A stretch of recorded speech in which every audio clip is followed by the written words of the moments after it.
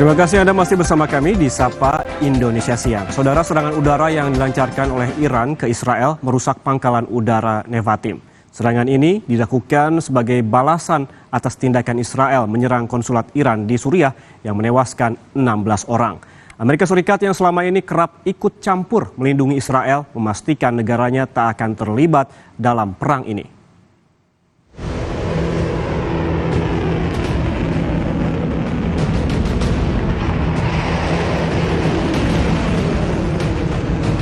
Serangan rudal dan pesawat tanpa awak diluncurkan Iran ke wilayah Israel Sabtu pekan lalu.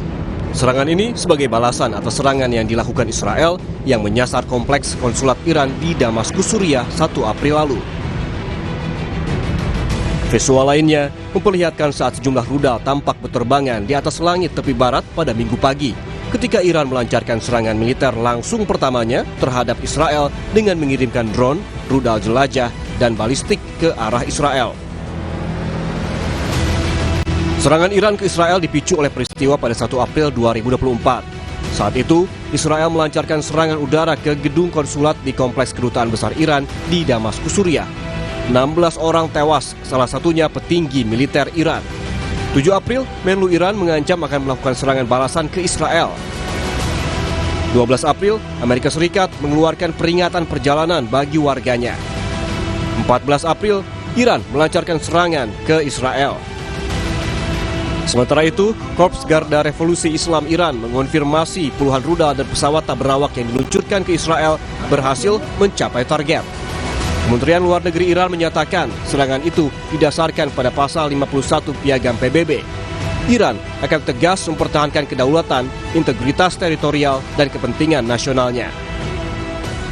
عملیات از نظر ما خاتمه یافته است و قصدی بر ادامه این عملیات وجود نداره، اما چنانچه رژیم صهیونیستی اقدامی رو علیه جمهوری اسلامی ایران چه در خاک ما و چه در مراکز متعلق به ما در کشور سوریه یا جای دیگری انجام بده، عملیات بعدی ما بسیار بزرگتر از این انجام خواهد شد.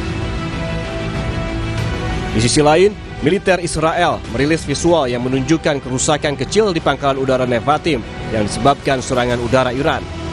Juru bicara militer Israel menyebut pangkalan udara ini tetap beroperasi pasca serangan roket Iran.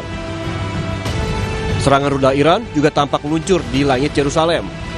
Serangan ini memicu ledakan keras dan sirine peringatan serangan udara terdengar di Yerusalem pada Minggu pagi.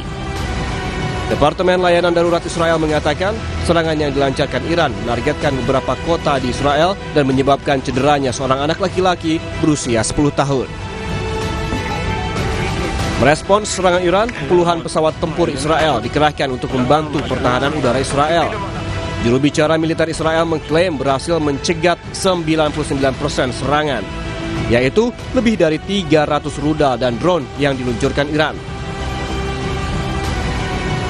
Amerika Serikat yang biasanya ikut campur melindungi Israel melalui juru bicara Dewan Keamanan Nasional John Kirby memastikan negaranya tak akan terlibat dalam perang Israel dengan Iran.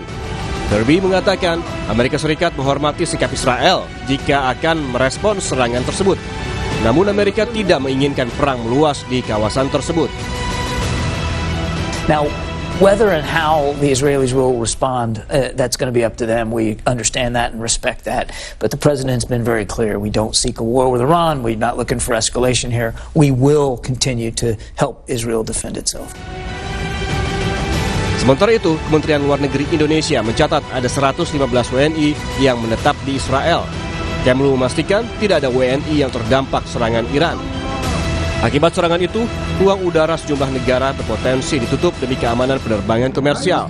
Kementerian Luar Negeri pun mengimbau WNI menunda perjalanan yang tidak esensial ke Israel dan Iran. Saudara, 10 tahun